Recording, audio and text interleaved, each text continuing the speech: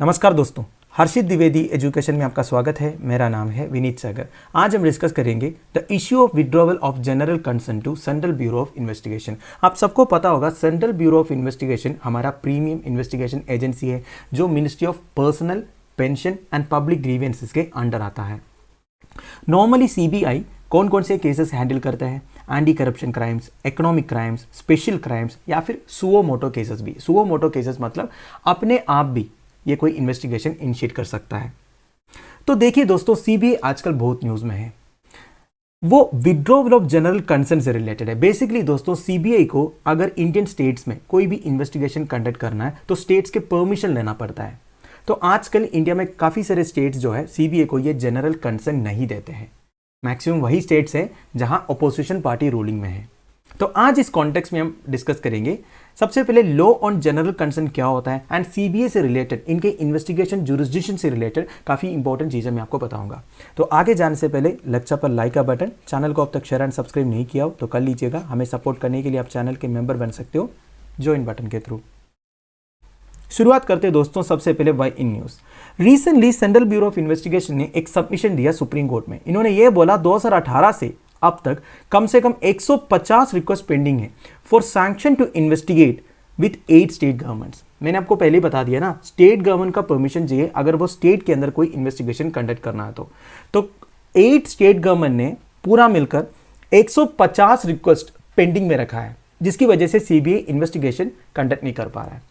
तो supreme court के जो बेंच है जिसको जस्टिस एस.के. कौल साहब लीड कर रहा था, उन्होंने बोला this is not a desirable position, ऐसा नहीं होना चाहिए। तो इन्होंने ये मैटर को हमारे chief justice of India N V. Ramana साहब के और रेफर किया है। तो वही डिसाइड करेंगे आगे क्या होगा।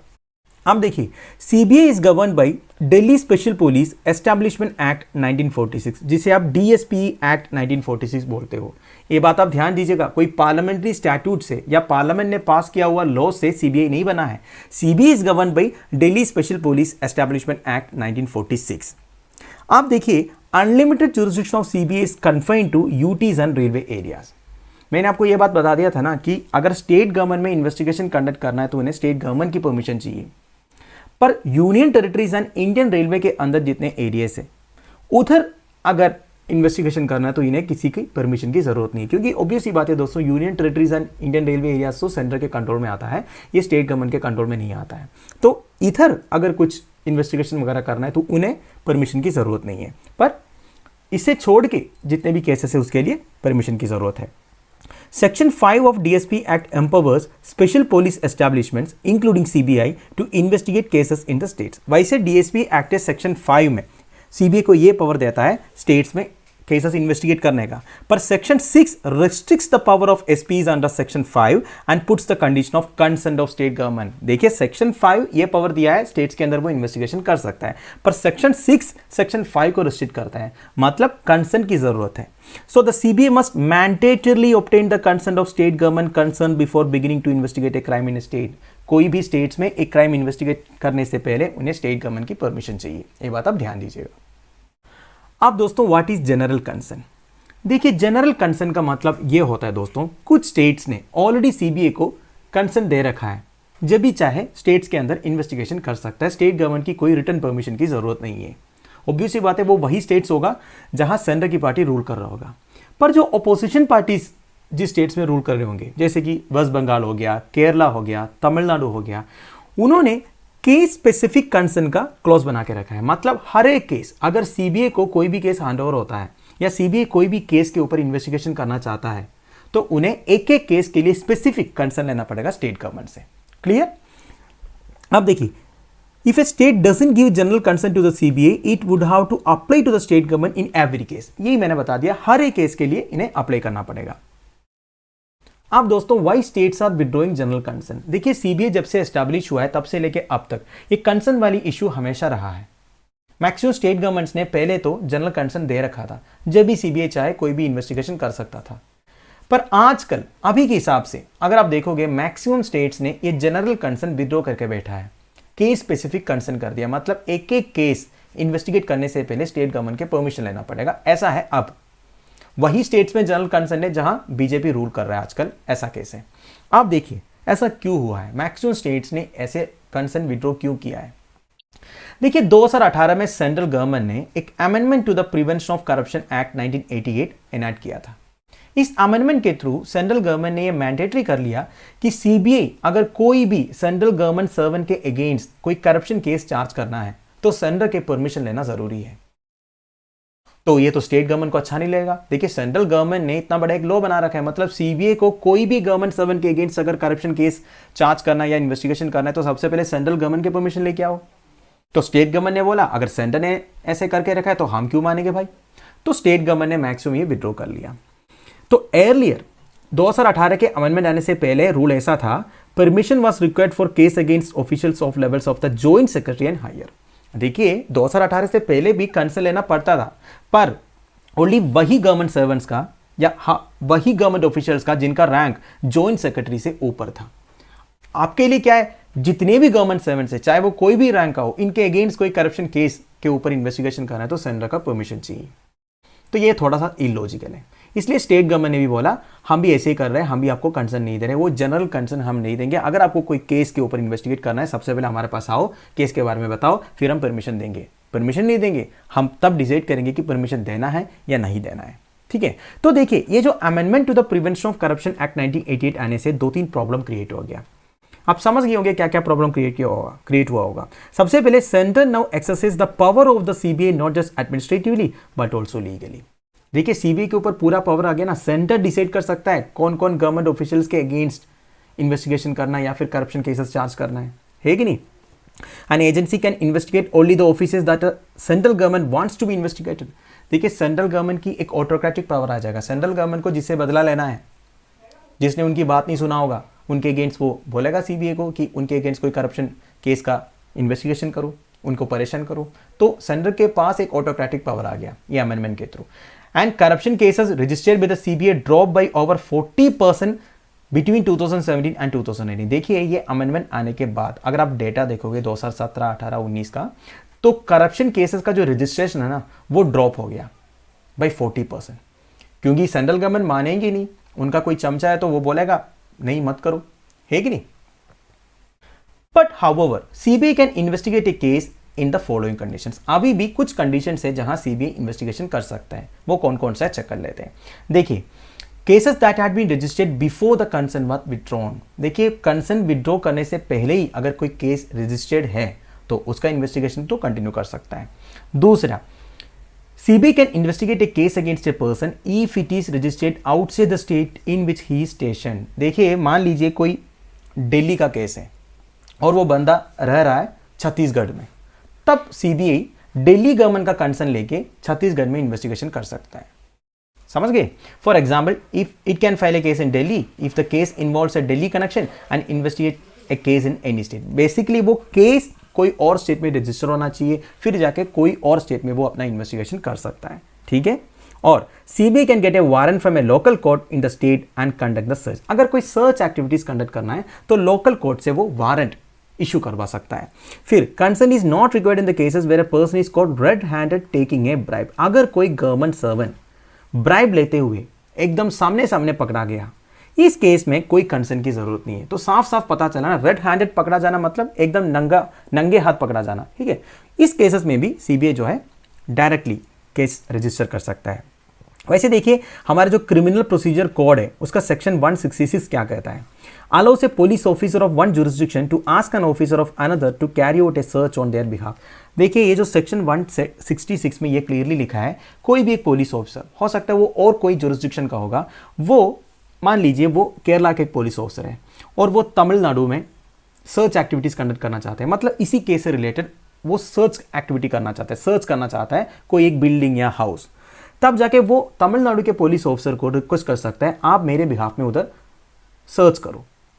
If there is a fear of loss of evidence due to this arrangement. अगर केरला के पुलिस ऑफिसर को यह लग रहा है ये जो तमिलनाडु के पुलिस ऑफिसर है वो ठीक से सर्च एक्टिविटी कंडक्ट नहीं करेगा, इसमें कोई पॉलिटिकली इन्फ्लुएंस वगैरह आ सकता है, तो उन्हें डाउट है, उनके ऊपर अगर विश्वास नहीं तो वो खुद जाके भी सर्च एक्टिविटीज कर सकता है।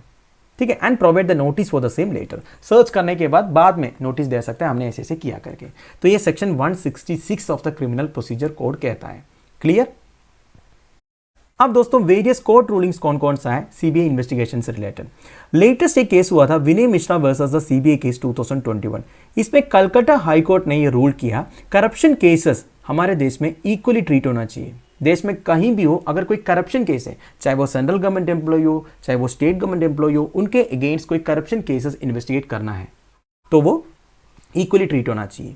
ये central government employee could not be distinguished just because his office was located in a state and that had withdrawn general concern।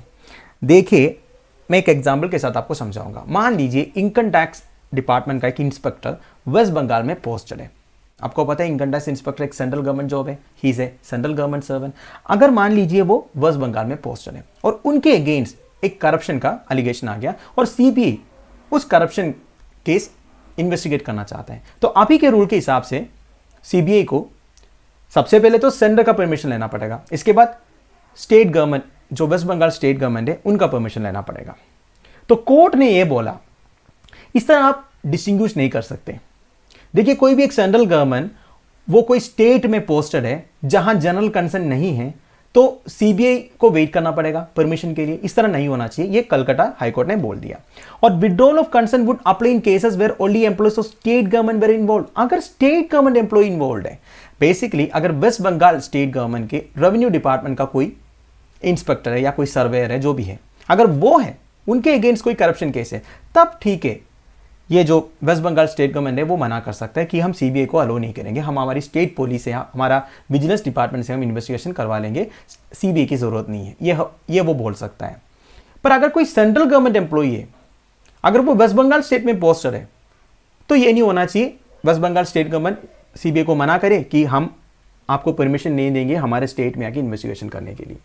तो ये कलकत्ता हाईकोर्ट ने क्लियरली बोल दिया। अगर ये रूल जो कलकत्ता हाईकोर्ट ने बोला ये सही में इंप्लीमेंट हो जाएगा तो ये जितना मैंने बोला ये सब चेंज हो जाएगा, ठीक है। पर देखिए ये जो रूलिंग इसके अगेंस्ट अपील गया है, अब ये केस सुप्रीम कोर्ट के पास है, सुप्रीम कोर्ट अब डिसाइड करेगा, सुप्रीम कोर्ट के रूलिंग आने के बाद आप फाइनल कर सकते हैं। तब मैं और एक वीडियो बनाऊंगा, फिर से मैं आपको बताऊंगा सीबीआई के मैंडेट क्या क्या है, समझ गए ना। अभी के लिए और एक बार मैं बता रहा हूं कि सीबीआई को अगर कोई करप्शन केसेस इन्वेस्टिगेट करना है कोई भी स्टेट गवर्नमेंट में, चाहे वो स्टेट गवर्नमेंट एम्प्लॉय हो या फिर सेंट्रल गवर्नमेंट एम्प्लॉय हो, सबसे पहले उन्हें सेंट्रल गवर्नमेंट की परमिशन लेना पड़ेगा, इसके बाद कंसर्न स्टेट गवर्नमेंट का भी परमिशन लेना पड़ेगा।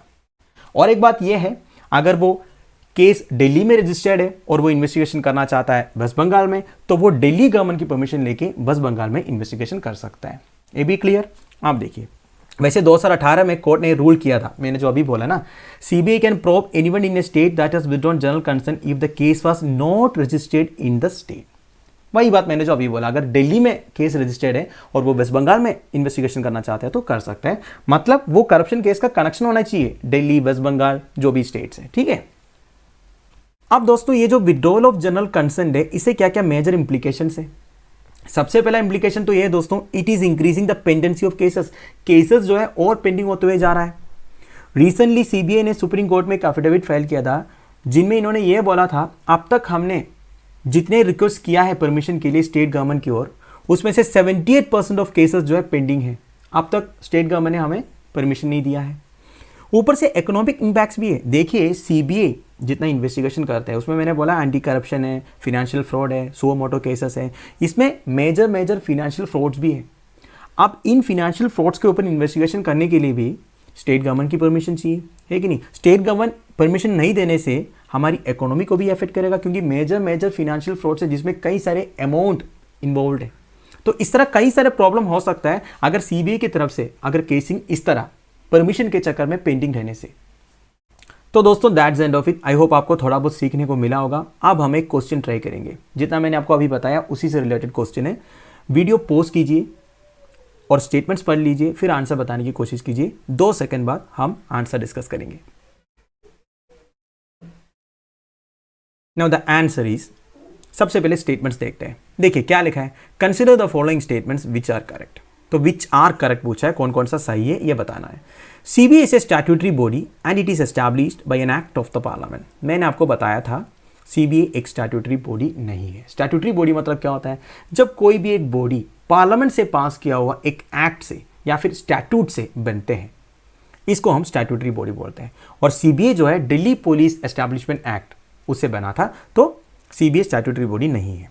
दूसरा, CBA comes under the jurisdiction of ministry of personnel public grievances and pension. ये सही है। कुछ लोगों को ये डाउट होता है सीबीए एक सेंट्रल ब्यूरो ऑफ इन्वेस्टिगेशन है तो मिनिस्ट्री ऑफ होम अफेयर्स के अंडर आता है करके। गलत है दोस्तों, ministry of personnel public grievances and pension के अंडर आता है। ठीक है, ये वैसे मैंने आपको बता दिया था। अब तीसरा स्टेटमेंट, ये स्टेटमेंट के बारे में मैंने आपको नहीं बताया था, जानबूझ के नहीं बताया। हमेशा एक क्वेश्चन ऐसे एक्सपेक्ट करने का जिसके बारे में आपने कहीं नहीं पढ़ा होगा। ये यूपीएससी का एक स्टाइल है, थोड़ा सा एलिमिनेशन स्ट्रैटेजी आपको यूज़ करना पड़ेगा। कभी कभी वो काम भी नहीं करते, वो अलग बात है। ये आपके हार्ड वर्क के ऊपर है, लक के ऊपर नहीं बोलूँगा। आप जितना हार्ड वर्क करोगे लक आपको फेवर करेगा, इसलिए ये आपका हार्ड वर्क के ऊपर है। ठीक है, CBA is excepted from right to information act similar to the national investigation agency, national intelligence grid, nat grid etcetera. देखिए, हमारा जो राइट टू इंफॉर्मेशन एक्ट है 2005 का, राइट टू इंफॉर्मेशन एक्ट के परव्यू से कई सारे एजेंसीज को, कई सारे सेक्टर्स को अलग किया है, जिसमें नेशनल इन्वेस्टिगेशन एजेंसी है, नेशनल इंटेलिजेंस ग्रिड है, जो हमारी नेशनल इंटीग्रिटी, सॉवरेनिटी, सिक्योरिटी को अफेक्ट करते हैं ना, इस तरह की इंफॉर्मेशन लीक नहीं करते हैं। तो ये जो सेंट्रल ब्यूरो ऑफ इन्वेस्टिगेशन है, ये भी एक्सेप्टेड है राइट टू इंफॉर्मेशन एक्ट की परव्यू से। ध्यान दीजिएगा। So answer will be option B 2 and 3 only. वैसे जितना मैंने आपको बताया वो पूरा एक्सप्लेनेशन इधर लिखा है, आप पढ़ सकते हो। तो दोस्तों, ये वीडियो मैं इधर फिनिश कर रहा हूँ। लेक्चर की पीडीएफ एज यूजुअल आपको टेलीग्राम चैनल में मिल जाएगा, जिसका लिंक नीचे प्रोवाइडेड है। Thank you for watching. Bye bye, have a nice day.